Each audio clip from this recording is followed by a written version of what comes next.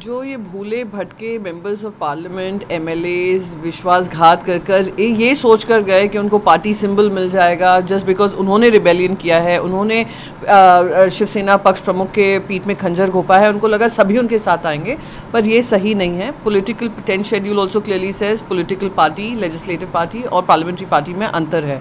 तो जो political party का काडर है वो बिल्कुल उद्धव साहब ठाकरे जी के साथ खड़े हैं और वो जो भी निर्णय लेंगे, उद्धव जी, आदित्य जी, हम उनके साथ खड़े हैं। तो ये लोग इस भ्रम में ना रहें कि जस्ट बिकॉज उन्होंने रिबेलियन किया है पार्टी उनकी है। और इलेक्शन कमीशन में जो भी डॉक्यूमेंट्स उन्होंने मांगे हैं वो डॉक्यूमेंट्स हम बिल्कुल तैयार हैं, हम दे देंगे और प्रूफ भी हो जाएगा। दूध का दूध पानी का पानी, शिंदे जी हों और उनका सारा गुट हो, उनके सामने आ जाएगा। आदित्य ठाकरे का जो स्टेटमेंट आया है कि ये जो गवर्नमेंट है ये जल्दी कोलैप्स हो जाएगी, इस तरीके से डेमोनिक एम्बिशन जो है अनकॉन्स्टिट्यूशनल और इलीगल। वो आपने वो कहानी सुनी होगी भस्मासुर की, जिनको छूते थे उसको आग लगा देते थे। वही हाल आज एक केंद्रीय पार्टी का हो गया है, जिनको लगता है कि वो सत्ता पाने के लिए भस्मासुर की वो रूपरेखा अपना रहे हैं। तो शिंदे जी का जो कैंप है वो इलीगल है, वो अनकॉन्स्टिट्यूशनल है। सुप्रीम कोर्ट का निर्णय उस पर आने वाला है। हमने डिस्क्वालिफिकेशन की बात कही है। ये सब they will stand to be disqualified. और फिर से कहूँगी कि जो एम्बिशन होता है, एम्बिशन को पूरा भी करते हैं, आपको सपोर्ट भी देते हैं, आप में ट्रस्ट भी रखते हैं, इन सब के बावजूद अगर आप रिबेलियन करते हैं तो उससे स्पष्ट हो जाता है कि ये विश्वासघाती नहीं, ये गद्दारी भी है।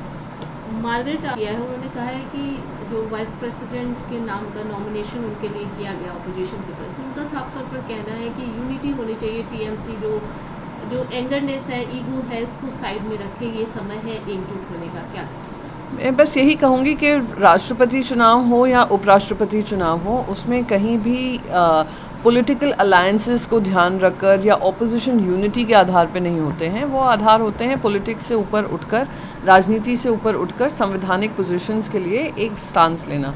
टीएमसी ने जो निर्णय लिया है, उम्मीद है वो लोग उस पर रीथिंक करेंगे, पुनर्विचार होगा। अगर दे गो अहेड एब्सटेन करने में तो वो उनकी पार्टी के पक्ष का निर्णय है। जैसे शिवसेना ने भी द्रौपदी मुर्मू जी राष्ट्रपति होने के रूप में जब एनडीए ने उनका नाम अनाउंस किया तो हमने भी, अलायंस हमारा है विपक्षी पार्टियों के साथ, पर हमने भी द्रौपदी मुर्मू जी को किया। मैं as far as opposition unity is concerned, मैं यही कहूँगी कि जो भी देश से जुड़े मुद्दे हैं, जो भी जनहित से जुड़े हुए मुद्दे हैं, सारी पॉलिटिकल पार्टीज़ एक समान होकर केंद्र सरकार से प्रश्न पूछ रही हैं, उनसे चर्चा करने को मजबूर कर रही हैं। अगर बात समन जारी किया है सोनिया गांधी को, लगातार कांग्रेस भी इस पे नाराज़गी जाहिर कर रही है, प्रोटेस्ट भी हुए, काफ़ी कुछ हुआ, अब एक फ्रेश समन आया हुआ है, क्या करेंगे? बस यही कहूँगी कि ईडी जो है एक बाकायदा extended department of Bharatiya Janata party हो गया है। जब इतिहास लिखा जाएगा, इतिहास के पन्नों पे इन्होंने जो कलंक एक कॉन्स्टिट्यूशनल बॉडी पे लगाया है, एक इंस्टीट्यूशन को लगाया है, वो ज़रूर लिखा जाएगा। ये दुर्भाग्यपूर्ण है कि अगर आप ईडी के सारे केसेस देख लीजिए जिन पे वो प्रोएक्टिवली काम कर रहे हैं, ये वो केसेस हैं जो विपक्ष के नेताओं पे हैं। हाल ही में महाराष्ट्र में रिबेलियन हुआ, जिन पे ईडी केसेस है, जो रिबेल ग्रुप के साथ गए और भारतीय जनता पार्टी का समर्थन कर रहे हैं, उनके सारे ईडी केसेस बंद हो गए। वहीं से एक पॉलिटिकली मोटिवेटेड ईडी का जो कैंपेन चल रहा है वो दुर्भाग्यपूर्ण है। दिल्ली के सीएम अरविंद की जो मीटिंग है उसको स्किप कर दी है, ये सिंगापुर विजिट वाला जो इशू है इसको लेकर क्या करेंगे? जिस तरीके से फिर से एक फ्लैश पॉइंट सामने उभरता आ रहा है एलजी और अरविंद केजरीवाल जी की सरकार में, और साथ ही साथ मैं कहूँगी एलजी क्योंकि केंद्र सरकार के अपॉइंटेड नुमाइंदे होते हैं, तो केंद्र सरकार और राज्य सरकार को लेकर जो हो रहा है वो दिल्ली की जनता के लिए ठीक नहीं है। ये दिल्ली की जनता को दोनों को कोएग्जिस्ट कर कर उनका साथ जनता के लिए निभाना पड़ता है, पर बार बार ये फ्लैश पॉइंट आने की वजह से गवर्नेंस सफर्स द मोस्ट।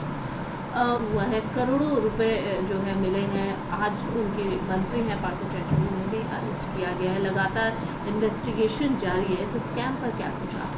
मैं बस यही कहूँगी कि जो भी अगर इस तरीके का स्कैम सामने आया है, स्कैम का इन्वेस्टिगेशन होना चाहिए। स्कैम की शुरुआत कहाँ से हुई है, कैसे हुई है, कौन कौन इसमें शामिल है, उसकी जांच होनी चाहिए। पर वो जांच जो है पॉलिटिकली मोटिवेटेड और पॉलिटिकली सपोर्टिंग एनी पार्टी नहीं होनी चाहिए। It should be free and fair investigation, और जो भी इसके पीछे है उन पे कार्रवाई होनी चाहिए। What is your statement regarding symbol election commission already said that through majority.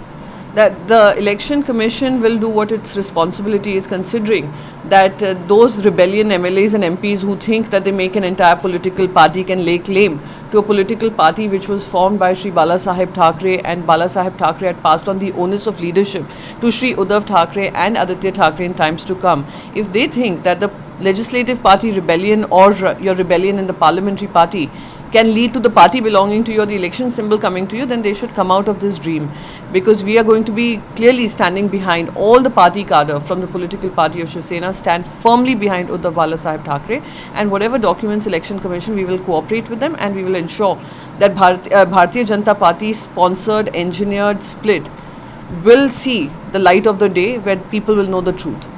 Aditya, which has been formed due to demonic ambition, is unconstitutional, illegal. This is a temporary government and will collapse. Absolutely, it's a temporary government because it's come on the base of unconstitutional mechanisms deployed by the Bharatiya Janata Party. They have engineered this faction, and even the Supreme Court is hearing this particular issue.